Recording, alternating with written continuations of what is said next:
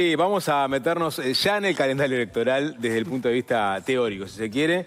Recordemos que el expresidente Julio María Sanguinetti propuso a fines del año pasado reformar el sistema electoral, eliminar las internas y que los partidos políticos puedan presentar múltiples candidaturas en octubre. Su planteo contemplaba además que se mantenga el balotaje en noviembre.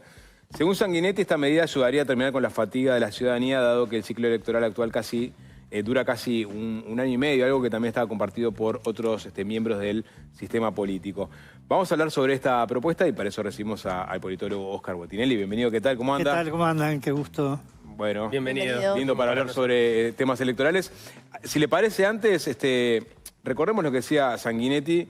En su momento había conversado acerca de esta propuesta con usted, lo dijo así.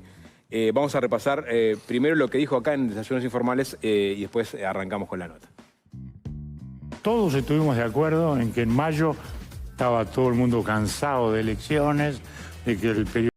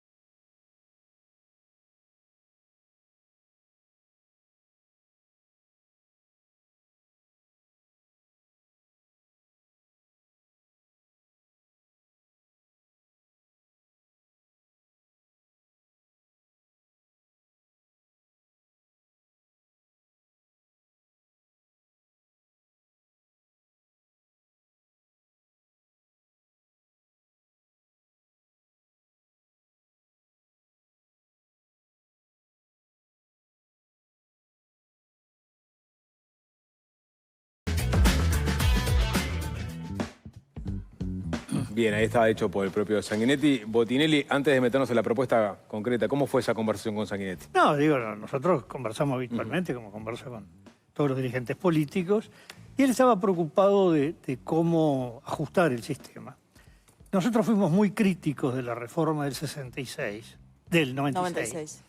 Porque tenía un objetivo básico que era el balotaje, que tenía su lógica, se puede estar a favor o en contra, pero cada una opción tiene su lógica, sobre todo en un país que ya iba camino al bipolarismo. Los balotajes no funcionan con una dispersión de candidatos y terminan yendo dos candidatos con menos del 20% cada uno. Pasó en Ecuador, pasó incluso en Argentina, cuando termina ganando Kirchner la primera vez. Bueno, él una sola vez. Pero empezaron a meter cosas, separar la elección departamental. Bueno, cuidado con esto, sí, pero que no sea de medio periodo. Después, no, pero ¿quién elige el candidato único? La Constitución la escribieron diciendo que cada partido hace elecciones que tienen que ser simultáneas. Simultáneas quiere decir solo en el tiempo. Cuando elaboran el proyecto no es una elección simultánea de partido. Es una elección nacional donde es secreto el voto por el partido que uno vota. Eso no es una elección interna.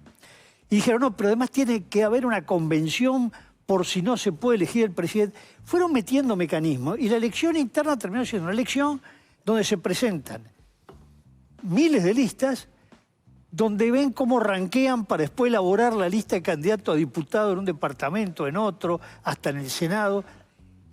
Y llevó a este electoralismo impresionante que cansa a la gente.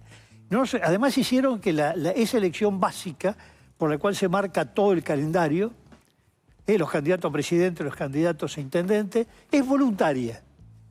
Entonces termina votando para presidente el 30% de los que votan en octubre. ¿No? Es toda una incongruencia. Entonces, bueno, desandar lo que se pueda. Sobre todo que lo que se llama el doble voto simultáneo en aquel momento tenía mala prensa. Porque no, sobre todo de la izquierda. No, porque el Frente siempre va a tener un candidato común, único y de común acuerdo. Bueno, eso lo decía en el 94, 99, después ya no. Miremos las últimas internas. Siempre interna, claro. Sí, entonces, varios candidatos. No, porque la ley del Lema era una trampa. Nunca se demostró por qué se decía eso. Entonces, bueno, ahora estamos en otro momento. Y acá hay dos problemas distintos que no hay que confundir. Uno es la pérdida de bancas que tuvo la coalición republicana por votar en 4 o 5 partidos. Sumemos el de Lust, constitucional ambientalista. El tema es que, bueno, eso fue producto de que la coalición manejó mal las cosas. Por ejemplo, mucha gente dentro de la propia coalición festejó la ruptura de Cabildo que se había de Lust. Si, supongamos que la gente vota igual aunque la oferta sea distinta. Esto técnicamente es un disparate, pero es la única forma que se tiene de ver. Si Lust hubiera seguido otro Cabildo, Manín era senador, Lust era diputado, porque sacaba 3 diputados Cabildo, el Frente tenía solo 15 senadores y la coalición tenía mayoría en la Cámara de Diputados. Ese solo hecho marcó un cambio radical en la composición del Parlamento y en cómo fueron al balotaje. Bueno, eso no se arregla por ningún ajuste electoral, salvo que votaran bajo un mismo lema. Perdón, tendría mayoría en la Cámara de Senadores. No, en la Cámara de Diputados. Pero en diputados ya tiene. Perdón. No, la coalición. Lo entendí al revés. No, la Cuando coalición. que Cabildo vote con la coalición. Claro. La coalición tiene 40... Bueno, en ese momento era la coalición. Sí, Estamos se entiende, hablando se entiende. del momento de la elección. Lo que vino después, vino después. Sí, está bien. La coalición sacó 49 diputados. Si no se hubiera roto Cabildo entre Cabildo y Lust, tenía 50 diputados. Y el Senado, porque el Frente tuvo una gran ventaja, llegó con mayoría absoluta en el Senado del balotaje. No había forma de... Claro. Entonces, si ganaba Delgado, iba a tener un Senado en contra. No tenía otra forma de gobernar que con un pacto con el Frente Amplio. Si iban 15-15, el que ganara tenía el vicepresidente y formaba la mayoría en el Senado. Era una elección claramente abierta, pero además si la coalición tenía mayoría en diputados, era exactamente al revés el escenario, era malo para el Frente Amplio. No tan malo como la de la coalición por esta razón. Como la coalición era una coalición, podía jugar diciendo, bueno, pero de estos 50 diputados, 2 pueden, o 1, votar con el Frente y cambia las mayorías. El problema es el siguiente, votar bajo un mismo lema, bueno, el tema es que cuanto más se achica la oferta, cuanto más se concentra, no necesariamente votan todos los votantes. Lo que es la coalición o los partidos tradicionales sistemáticamente perdieron votos de octubre a noviembre desde la primera vez con Jorge Valle. Es decir, en todas las elecciones, Jorge Valle, la calle Herrera, las 2 veces la calle Pou, Delgado, siempre el área tradicional, llamémosle, tuvo menos votos en noviembre que en octubre. ¿Por qué? Porque al concentrarse no todo el mundo estaba de acuerdo. Otra cosa era votar por separado. Entonces, eso... Y lo otro, lo siguiente, ojo que si votan todos juntos, cambia mucho la correlación interna dentro de la coalición en la adjudicación de bancas. Y lo que mejora con bancas para la coalición, habría que presentar todo un estudio, empeora adentro, el Partido Colorado perdería casi la mitad de las bancas que obtuvo. Por lo menos 1/3 de las bancas que obtuvo en diputados las perdería si hubiera votado en un mismo lema. Ajá, o sea, esa cuenta que se saca desde la coalición de que tendrían más bancas si votaran todos juntos, en realidad es en detrimento, por ejemplo, del Partido Colorado. Del Partido Colorado probablemente el Cabildo Abierto quedará fuera y el Partido Independiente, ahí hay que hacer un ejercicio. Bueno, si tuviera que votar todos juntos no iba con 4 listas a diputado Montevideo, iría con una única, porque ahí no había diferencias de competencia grande, había una sola lista del Senado y ahí mantendría la banca. Pero estamos hablando de diputados porque en diputados no se acumula por sublema. No se acumula por sublema. Entonces, fíjense que Bordaberry sacó mucho menos votos que Ojeda dentro del Partido Colorado. Y sin embargo, de los 17 diputados del Partido Colorado, 13 corresponden a Bordaberry. ¿Por qué? Porque votó con lista única en los 19 departamentos y lo que respaldó Ojeda, vota con varias listas por departamento. Incluso Montevideo tuvo un montón de listas distintas. La lista del Senado, tuvo 3 listas al Senado, 3 listas importantes. La propia de Ojeda tuvo varias listas a diputados. Entonces, eso significa una gran pérdida de votos. Por eso se dio esa curiosidad de que obtuvo más senadores, ese sublema, y tuvo menos diputados. Ojeda frente a Bordaberry. Claro, tuvo 3 senadores, el Crecer, Unir para Crecer, que son Ojeda, Robert Silva y Gustavo Subía. Y Subía, que eran 3 grupos, llamémosle así, pero perdió en cantidad de banca de diputados. Entonces, ese es un tema. Y eso... Sí, eliminamos la posibilidad de que la coalición vaya bajo un lema común, por este simple argumento de que los colorados básicamente quedarían marginalmente... Bueno, se le complicaría mucho la cosa al Partido Colorado y a partidos menores de la coalición. Lo otro es volver al esquema que rigió hasta la elección del 94, agregando el balotaje, que ese fue el planteo inicial de Sanguinetti. Recuerdo cuando él es electo presidente, en diciembre, la transición la hizo en el actual Radisson, el Victoria Plaza. Y me acuerdo que la primera conversación que tuvimos, dice, bueno, a ver, ¿qué ideas hay? Vamos a hacer lluvia de ideas. Yo me acuerdo que presenté 3 escenarios distintos que se podía hacer la reforma, y todo partía a la base de tocar lo menos posible. Después empezaron las conversaciones, cada vez fue más entreverado y terminó con esta reforma que, como me decía uno, me hacía acordar de aquellas viejas casas que se hacían en los balnearios Canelones, que uno hacía una única gran pieza, que era cocina y dormitorio, después agregaba otro, después un baño. Resulta que para pasar un dormitorio otro tenía que salir afuera, pasar por un baño, entrar, porque no había hecho un plano. Bueno, acá hicieron todas medidas separadas y nadie hizo un plano de cómo quedaba la obra. Ese es uno de los problemas. Tiene muchas incongruencias esta Constitución. Lo lógico sería, bueno, que cada partido tuviera un candidato único y lo resuelva como se le ocurra. Cada partido con varios candidatos. Y luego, bueno, los 2 partidos más votados, seguramente uno es el Frente Amplio, hoy por hoy parece que es muy difícil que no sea otro que el Partido Nacional. A esta altura la diferencia del Partido Nacional con el resto es muy grande. Por lo tanto, bueno, ese sería el balotaje. Y como decía Sanguinetti, que se vote al mismo tiempo al partido y al candidato. Claro, que se ofrezcan. bueno, para empezar ya se sigue votando así. Lo único que no es para presidente, pero para la Cámara de Senadores se vota el partido, el sublema y la lista de candidatos. Eliminar la interna e ir derecho a la elección. Diputados también, es decir, para intendente también. Es decir, el tema solo es para presidente y hay toda esta movilización, que al principio era en abril. La primera vez en el 99 se hizo el 25 de abril. Después se corrió para junio, porque era larguísimo cómo quedaba el tema. Y termina que o llueve o hace un frío tremendo en una elección voluntaria. Es el peor momento de un calendario para hacer elecciones, el último domingo de junio, que además una vez fue en junio, fue el primer domingo de junio, porque se jugaba el Mundial. Entonces se cambió. Es decir, que ya tuvimos 3 fechas para esa elección. Ni siquiera es una tradición nacional como fue antes el último domingo de noviembre. Y mi idea era además que se vuelva la elección el último domingo de noviembre para achicar la transición. Porque ya la Corte Electoral, el registro cívico, tiene un sistema lo suficientemente aceitado para que se pueda hacer el balotaje en 2 semanas, como se hace, por ejemplo, en Francia. Esto de 4 semanas o 5 puede llegar a ver. Todo depende cómo queden los domingos entre octubre y noviembre. Una vez fue 5 semanas. Deja demasiado largo. Incluso cuando ganó Vázquez, la primera vez, que gana en primera vuelta, desde fin de octubre hasta el 1 de marzo una transición de gobierno. ¿Y la transición también debería cortarse? Incluso o sea, tomando en cuenta esto de achicar las semanas entre la elección y el balotaje, ¿la asunción del próximo gobierno también? Bueno, el tema es el siguiente. No tenemos mucho calendario. No creo que los uruguayos hagamos lo de los brasileros. Asumir el 1 de enero. Que el 1 de enero... No, pero capaz que el 1 de febrero, por ejemplo. Bueno, esa es una posibilidad, ¿no? Que, por ejemplo, acá cambia el presidente de la Suprema Corte de Justicia el 1 de febrero. Es verdad que el partido o el presidente electo necesita un poco... Una cosa es lo que se habla antes de una elección, después que está armado el Parlamento, cómo se arma el gobierno, lleva su tiempo. El tema es que la transición lleva a cosas en que el presidente saliente toma medidas que compromete al gobierno siguiente y eso en general es medio complicado. A veces se toman de común acuerdo. Normalmente...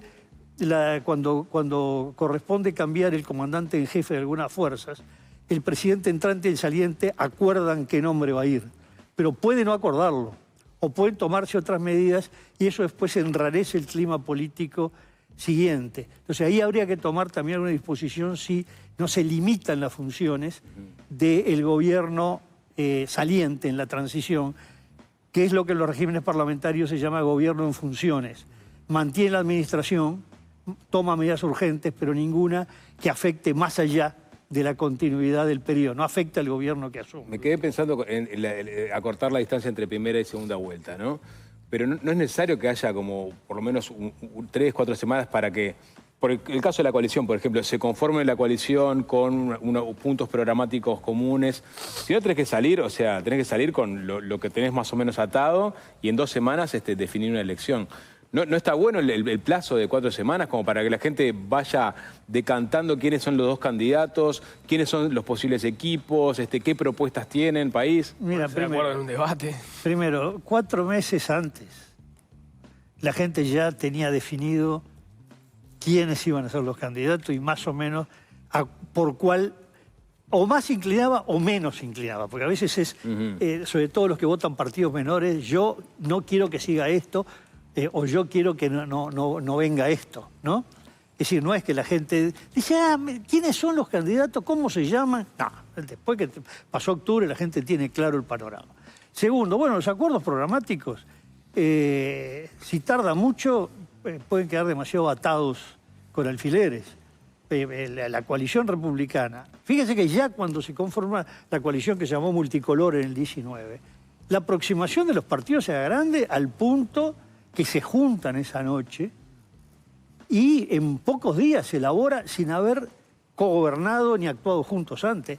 Esta vez ya habían gobernado 5 años. Es decir, no es que se empiece y con quién voy a acordar en este momento. Y más o menos las ideas, los programas son bastante elaborados. Lleva muy pocos días armar. Además, no es un programa detallado, generalmente son grandes orientaciones. Fíjese uno de los líos que tuvo el gobierno pasado sobre la seguridad social. No porque se cumplió o no se cumplió el acuerdo.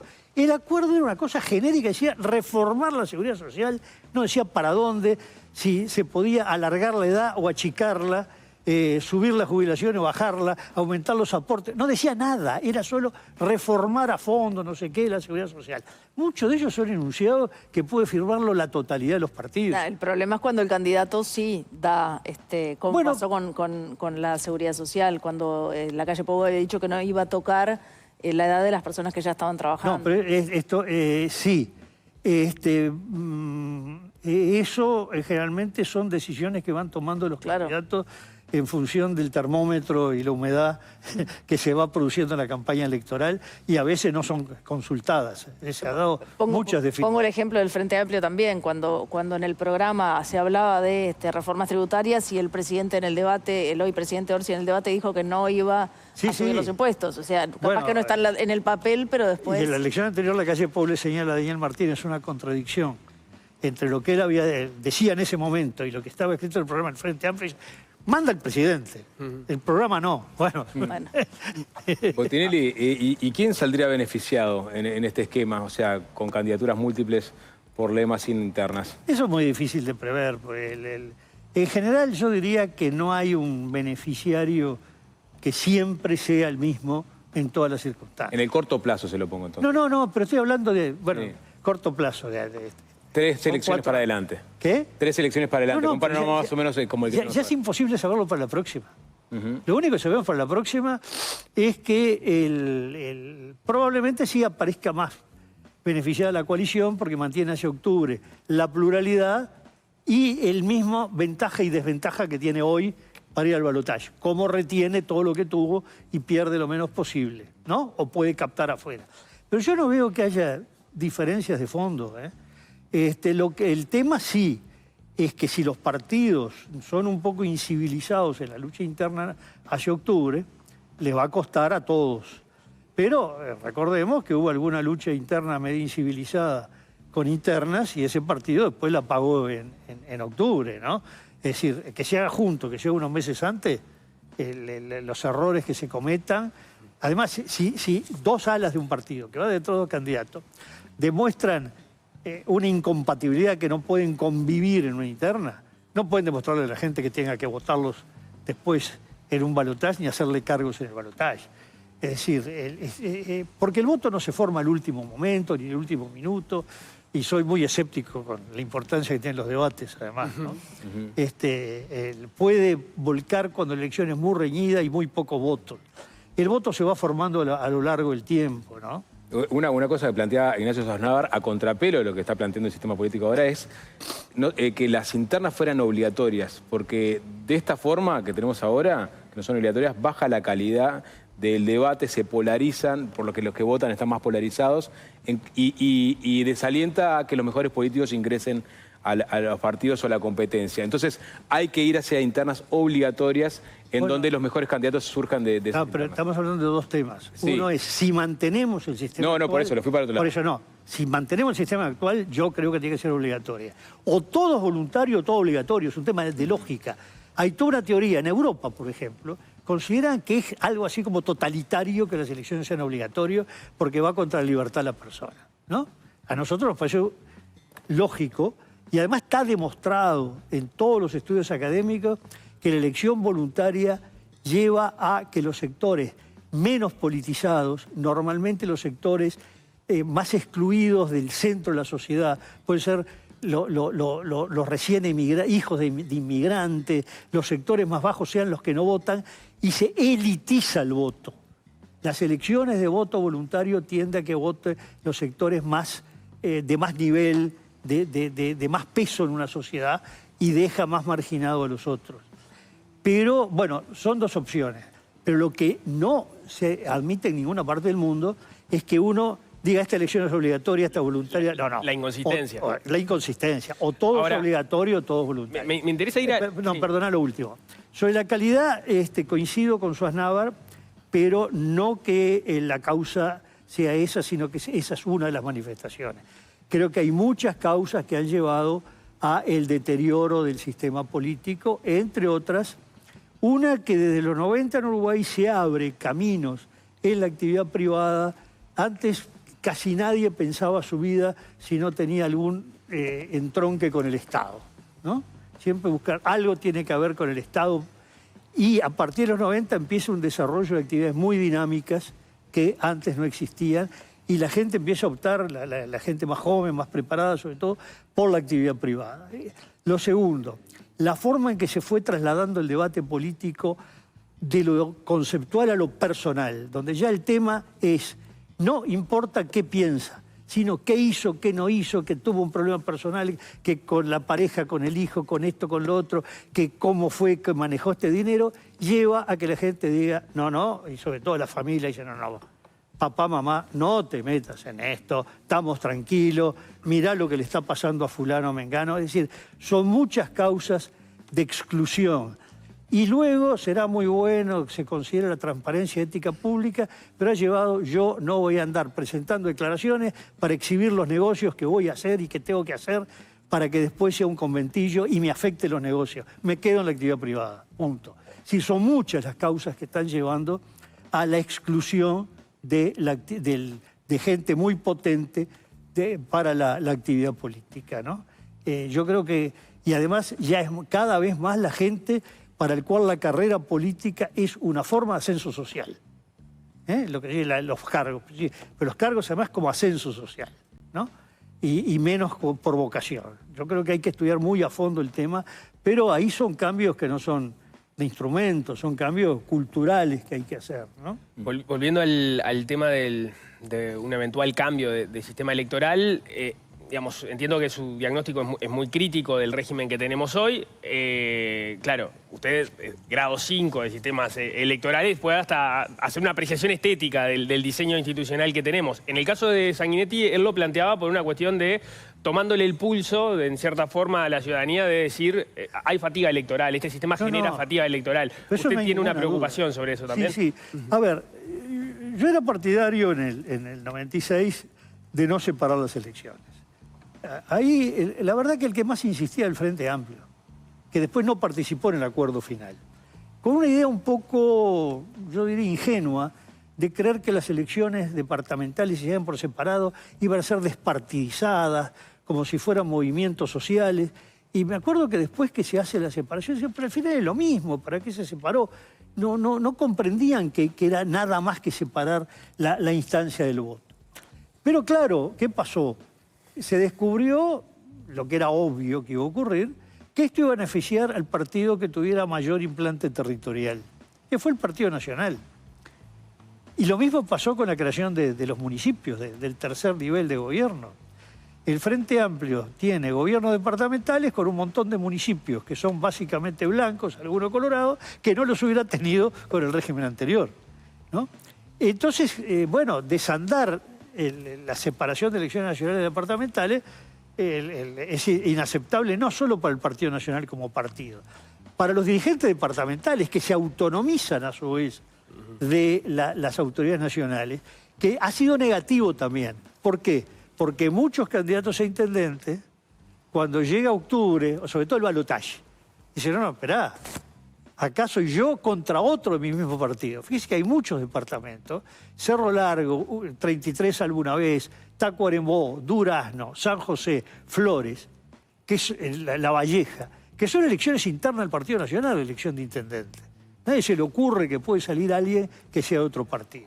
Incluso se han sumado algún otro departamento. Estoy hablando de los que han sido consistentes. Bien, hay dos candidatos del Partido Nacional, a veces tres en pie de igualdad, pero normalmente dos. Uno de ellos dice, pero yo tengo más simpatía entre los frentistas que mi contrincante. Cuando llegue el balotaje, yo, mutis, me callo. No me voy a... Que ningún frentista se enoje conmigo. Entonces le resta apoyos a la candidatura nacional el que tengan que disputar por las suyas la elección departamental. Del punto de vista teórico se defiende la separación de elecciones con que, bueno, son distintas las temáticas. Si va en una única campaña electoral, un voto arrastra al otro, generalmente el nacional sobre el departamental. Y tiene su lógica. También lo contrario es, ojo, que el país vive de elecciones. Si uno mira Europa, que es la región donde tiene sistemas plurales más consolidados, normalmente las elecciones que le llaman administrativas son separadas de las nacionales. No, esa es la realidad. Tengo una última consulta, que es, empezamos la entrevista, usted decía que habla todo el tiempo con los dirigentes políticos. ¿Hay ambiente como para que que tendría que haber una reforma, por lo menos alguna enmienda constitucional, se pueda hacer al corto plazo? Por ahora no lo veo. Ha surgido más como una preocupación de la coalición republicana frente al shock que le significó tener más votos que el Frente Amplio y menos bancas. Sobre todo en el Senado. En diputados quedó con una banca más, pero lejos de la mayoría. Fíjense que fue de 3 puntos, 3,5 la ventaja de la coalición sobre el Frente, y resulta que queda con 2 senadores de menos y apenas un solo diputado más. Ese fue el shock, y sobre todo se ve ese shock más en el Partido Colorado que en el Partido Nacional. Entonces, y además, hablemos claro, la población está muy lejos de creer que... Porque en Uruguay hubo una cosa que era creer que las crisis económicas se resolvían con reformas constitucionales. Pasó en los años 30, pasó en los 60. Hoy la población está muy lejos de eso. Incluso yo diría que tiene cierto resabio contrario a todo lo que se hable de lo electoral. Hay una insatisfacción con las dirigencias políticas en general. Puede haber más con unas, con otras. Entonces, este es un tema de ellos. Están discutiendo cómo van cada uno a sus cargos, y mi vida no pasa por ahí. Yo creo que ahí hay una disociación entre la ciudadanía y las dirigencias políticas, o la visión que tiene la ciudadanía sobre las dirigencias políticas, que hace muy difícil que haya un clima de planteo de reforma electoral. Y además las reformas electorales no son buenas cuando se plantea muy cerca de una elección, ¿no? Lo ideal es, si el tema se discute ahora, para hacerse en el 30, en medio del Mundial. Y lo otro, yo tuve una idea en el 94, en el 96, que me dijeron que era un disparate, y hoy dice, pero no era tan disparatado. Dije, ¿por qué no se hace una reforma que se aplique en 3 etapas? Porque si, digamos, se hace una reforma ahora, bueno, el 29 lo mínimo, solo se puede hacer esto que es lo mínimo. Para el 34 ya queda un poco más lejano, se puede hacer reforma más de fondo. Y el diseño final para el 39. Bueno, me acuerdo de alguien que me dijo, no, vamos a estar hasta el 2009 para que sea una reforma. Es un disparate. Y tiempo después dice, pero ya pasó el 2009 y hubiéramos tenido una reforma mejor. Bueno, esa idea de hacer en etapas es muy difícil que le entre en la cabeza de muchos dirigentes políticos, pero es una idea que yo manejo, que es, bueno, ¿cuál es el dibujo que quiero del sistema político del país? Bueno, ¿cuánto tiempo me lleva a llegar a eso? ¿Cuándo levanto las paredes, el techo? ¿Hago por adentro las reformas? ¿Cuál es la mínima? Bueno, la mínima es el techo para que no se llueva. Bueno, hagamos el techo. Y lo demás se ve después, ¿no? Bien. Bien, tenemos que cerrar, pero puedo meter una. ¿Cómo ve la marcha del gobierno de Orsi? Bueno, a ver, yo diría lo siguiente. Se puede analizar. Primero yo veo que hay una visión crítica de la sociedad sobre el sistema político en general. Los estudios nuestros nos dan que la gran mayoría de los votantes de la coalición republicana consideran que la coalición no está haciendo las cosas mejor que el oficialismo. Pero una buena parte de los votantes del oficialismo tampoco están de acuerdo con cómo actúa el oficialismo. Primer punto. Segundo, yo dividí el gobierno en dos cosas. En materia de opinión pública, bueno, más o menos, no tiene una alta aprobación el presidente, al revés ha ido creciendo la desaprobación. Anda por ahí, si está un poquito más la aprobación que la desaprobación o no. Hay que dejar de lado cosas puntuales, digamos, hay globalmente una paridad. Mucha gente que ni aprueba ni desaprueba. Mucha preocupación por seguridad, por empleo, por el ingreso de los hogares, lo que se gana. Pero, por otro lado, el punto de vista de lo que se ha planteado el gobierno, muy exitoso. Es decir, hasta ahora ha logrado apoyo legislativo para todo lo que se planteó. La rendición de cuentas, el presupuesto, después si lo que planteó es bueno o malo, satisface o no, es otro tema.